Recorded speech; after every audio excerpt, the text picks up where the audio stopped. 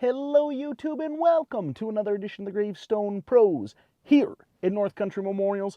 We are so glad that you are with us today. We are on my beautiful car set. I'm waiting at the mechanics right now, and I figured, hey, now's a good time to pop on and do an intro. Anyways, this week we are going to be watching Dad as he works on a monument and maybe doing some other stuff. We'll see what we get up to. It's going to be good, so come along!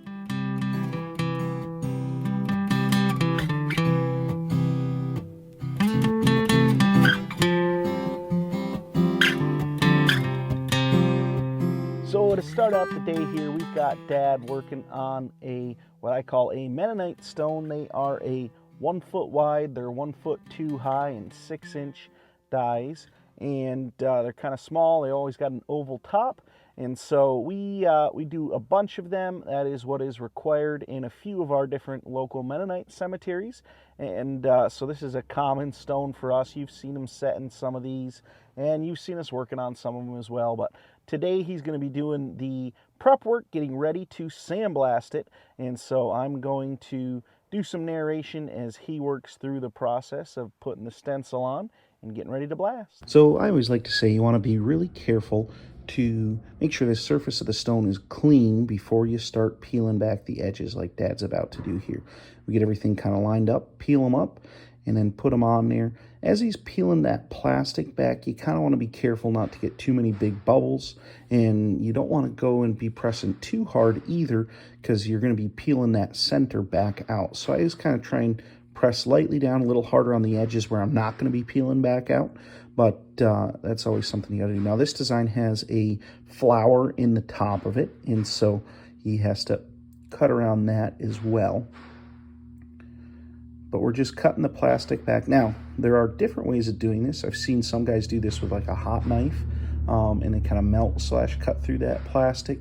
I know a lot of guys will actually not pull the line out like Dad just did, but they will cut before pulling the line out, and they like that method better. We've just never found that that works as good for putting it back in. I don't like it, not comfortable with it, but it is a method that I know other people use and other people seem to like pretty good. So now he's gluing the edges up, and this is so that we can put extra stencil on to protect, and he's going to do a pretty thorough job of covering these edges. It's a small stone, and so the blaster will definitely be going past as it goes each way, and so he is going to take and make sure that all the polished surfaces are covered on the sides, on the top, and then there'll be stencil, of course, wrapping around from the front to the sides. So that's the step that he's working on here. One thing I find and that I think about a lot is it's better to be safe than sorry. When you're working on this part of it, you don't want to get overblast. I have seen stones out in the cemetery where they were not protected properly. It's hard to see when overblast sometimes. It can be very hard to tell, but when you're walking past it, you get to the right angle where the light's reflecting off, and all of a sudden you see a dull spot, and if you look closer, you can tell there'll be a straight line wherever that edge of the stencil was that the person was using to cover. A lot of times will be a pretty hard line there. Yeah, you really don't want that. So now that he's got stencil stuck on, he is gluing up the different edges, because stencil doesn't stick on stencil the greatest. It does somewhat okay, but he wants to make sure it sticks real good. So when you put glue on top of the stencil and then put other stencil on to cover, it will hold really, really well. And we're using, of course, a lot of pressure, so you want to be thinking about that and making sure stuff is going to stay down. I used to have a lot of trouble with stencils blowing up as I was sandblasting, and what I figured out as time went on, as I got a little older, got a little smarter with what I was doing, I realized that it's not as much about sandblasting as it is about the prep work. So taking your time, doing a really good job with your prep work is super important.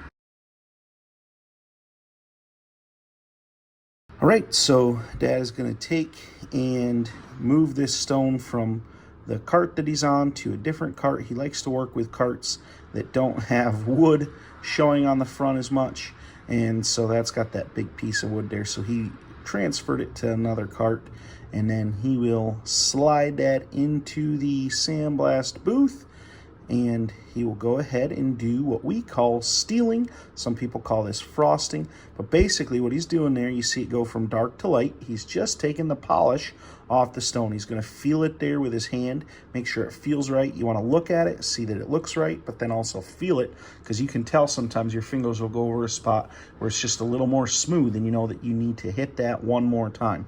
But he was satisfied, so he brought it out. He's just going to turn this down, and the next process is going to be gluing.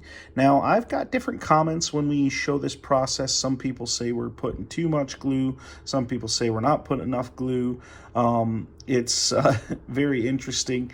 You don't want it on there too thick. You want a thin layer, but you do want a little bit. It's actually called stencil filler, and that is because it is filling some of those lower spots that you've created by taking polish off. You've really made your surface uneasy. So Dad, who is just checking, making sure that all fit in there nice, and so he lays it in there without pushing it down. That way he can kind of make sure he's all happy, and now you can see once he's got it in, he'll actually push it down a little bit more. And then starts my favorite part of the process, which is called weeding. And some people call it peeling, some people call it weeding. I don't know, there's probably other terms for it as well, but none that I have heard. So that is what it is. And basically this part, the stencil has already been cut on the computer, and the plotter has went through and made all the cuts where all the letters are supposed to be. And so all you have to do is go through and peel out those spots. Now, if the cutter is not set right, if it's not deep enough, you will sometimes get issues with peeling stuff out. The letters will catch, like in that E, in the tip of the E on the top or on the bottom, they might stick. Something like that R he just peeled, or the A, those middles will try and peel out if it's not cut enough. So sometimes you have to do a lot of cut work afterwards if it's not done real well to begin with, and so that can be quite the pain, but there's not a whole lot you can do about it.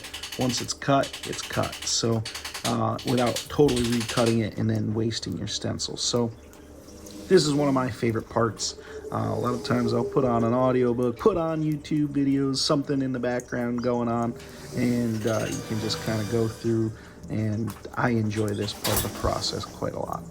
So here he's just peeling the names and stuff, nothing too crazy, names, dates. But what's really fun is the next part that he's going to work on, which is up top. There is that flower design I was mentioning, and something about peeling them I always find satisfying. You go from kind of a blank looking stencil, and then as you go and peel on it, you end up with a pretty design, or a flower, or a tractor, or who knows what it's going to be, but that's always fun. Now, in the designs, sometimes you'll have spots that you'll have to kind of recut a little bit, or there might be a line that's going to be too thin, and so you might have to cut something a little thicker, or maybe cut something a little thinner if it's not right. So you kind of have to be paying attention when you're doing it, and it's one of those things you kind of learn over time.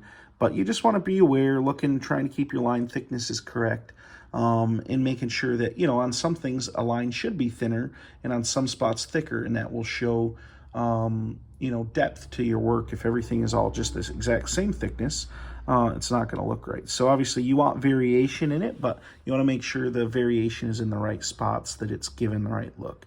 A rose design like this is very common, something we have done a ton of. So it's not a big deal to do for us, for sure. And this particular rose is one we use a lot, and I really like it. When people just want to add something, kind of simple, but to dress it up, I think this rose is a great way to do it.